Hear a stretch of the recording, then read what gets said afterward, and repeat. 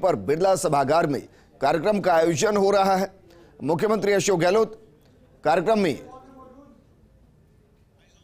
शिरकत करेंगे, लेकिन उससे पहले तस्वीरें हम आपको दिखा रहे हैं 22 गोदाम सर्किल की, जहां ज्योतिबा फुले की मूर्ति और उस पर पुष्प अर्पित करते हुए मुख्यमंत्री अशोक गहलोत, क्योंकि शिक्षा के क्षेत्र में जिस तरीके का कार्य ज्योतिबा फुले जी ने किया, जिस तरीके से महिला सशक्तिकरण को लेकर ज्योतिबा फुले जी ने काम किया, जिस तरीके से महिला और पुरुष के बीच में होने वाले भेदभाव को खत्म करने की कोशिश ज्योतिबा फुले जी ने की, पूरा देश उनको नमन कर रहा है।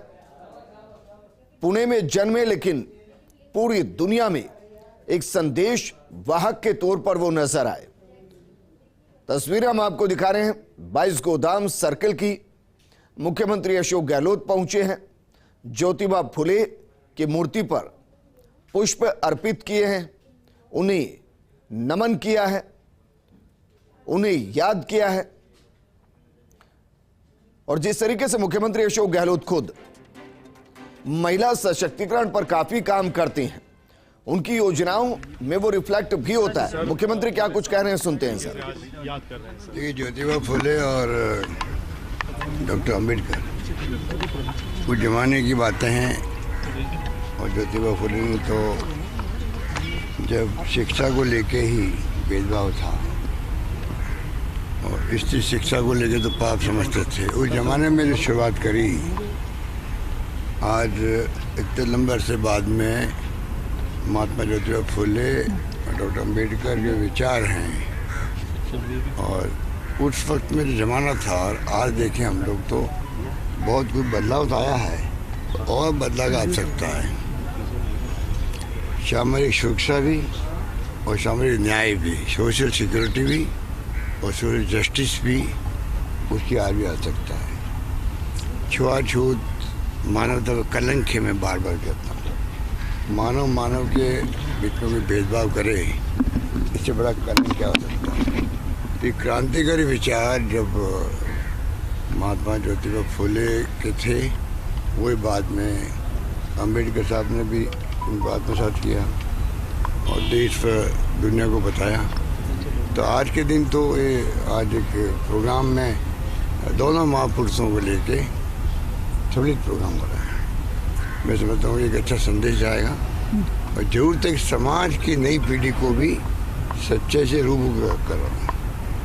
नई पीढ़ी को रूबरू कराना आवश्यक है, ना उसको आज़ादी के जंग के अंदर क्या त्याग बलिदान हुए, किन किन महान नेताओं ने क्या क्या त्याग किए, जेलों में बंद रहे, उसको षड्यंत्र करके बुलाया जा रहा है, बुलाने का प्रयास किया जा रहा है उनके।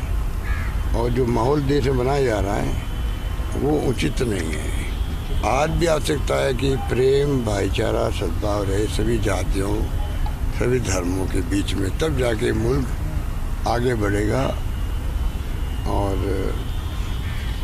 देश से गरीबी समाप्त होगी, अमीर गरीब का भेदभाव मिटेगा।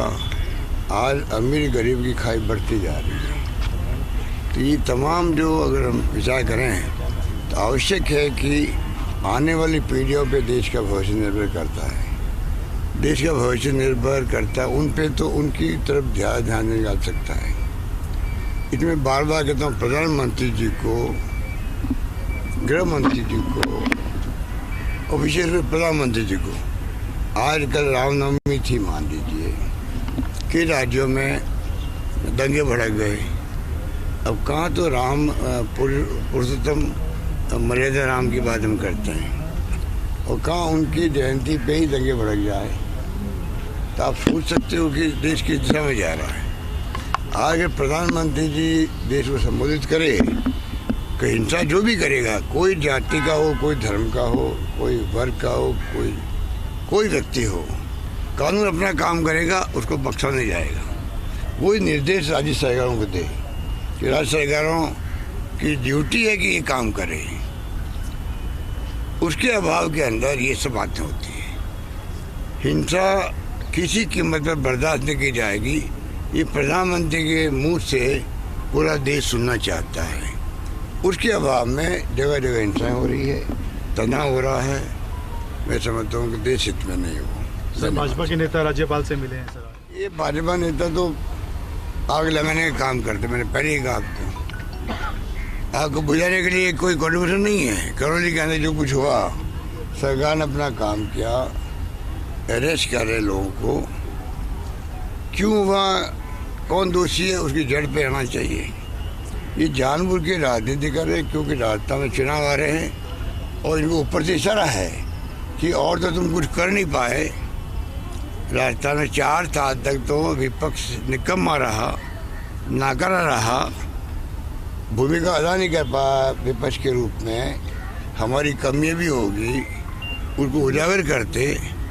कमियों को उजागर करने के बजाय तो सरकार गिराने में लगे हुए थे लोग। इसलिए जब अभी 4 साल कुछ नहीं कर पाए, एक के बाद एक अच्छे बजट आ रहे हैं, तो उसे घबरा करके ऊपर से इनको इशारा किया गया है। अब आपका एक ही रास्ता बचता है, कैसे आप तनाव पैदा करो, किस प्रकार से माहौल ख़राब करो, हिंदू मुस्लिम को लेके आप ऐसी ध्रुवीकरण करो जिससे कि तुम्हारे चांस बढ़ जाए चुनाव में कामयाब होने के लिए। जनता इस बार कामयाब इनको होने देगी नहीं, क्योंकि शानदार कल्याणकारी योजनाएं, स्वास्थ्य को लेके, शिक्षा को लेके, पानी, बिजली, सड़कें, सोशल सिक्योरिटी, शानदार बजट पेश किए गए हैं और गुड गवर्नेंस हो रही है। मुझे विश्वास है कि इस बार जनता इनको जवाब करार देगी। मुझे लगता है सर, करौली घटना के बाद जो तस्वीरें आपने शेयर की, मुख्यमंत्री अशोक गहलोत को आप सुन रहे थे। उन्होंने कहा कि अंबेडकर और ज्योतिबा फुले से बहुत कुछ सीखने की जरूरत और आज देश को उनके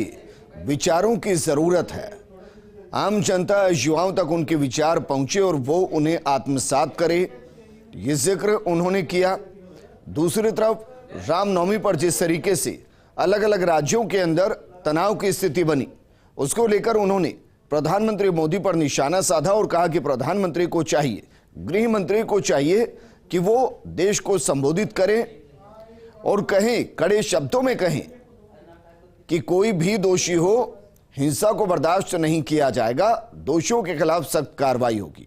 वहीं जिस तरीके से बीजेपी राज्यपाल से मिली, करौली हिंसा को लेकर बातचीत हुई, मुख्यमंत्री ने कहा कि बीजेपी भड़काने का काम करती है, शांत करने का काम नहीं करती। उन्होंने इशारा भी किया कि 2023 के चुनाव को ध्यान में रखते हुए बीजेपी प्रदेश में माहौल बना रही है। और ये तस्वीरें 22 गोदाम सर्कल की, जहां ज्योतिबा फुले की मूर्ति पर मुख्यमंत्री अशोक गहलोत ने पुष्प अर्पित किए, नमन किया और उनके विचारों को आत्मसात करने की बात की। महिला सशक्तिकरण की दिशा में ज्योतिबा फुले ने आजीवन काम किया। बराबरी का दर्जा दिलाना हो, उन्हें शिक्षित करना हो, उनके अधिकारों की बात करना हो और समाज में बदलाव पैदा करना हो। आजीवन वो इसीलिए संघर्ष करते रहे।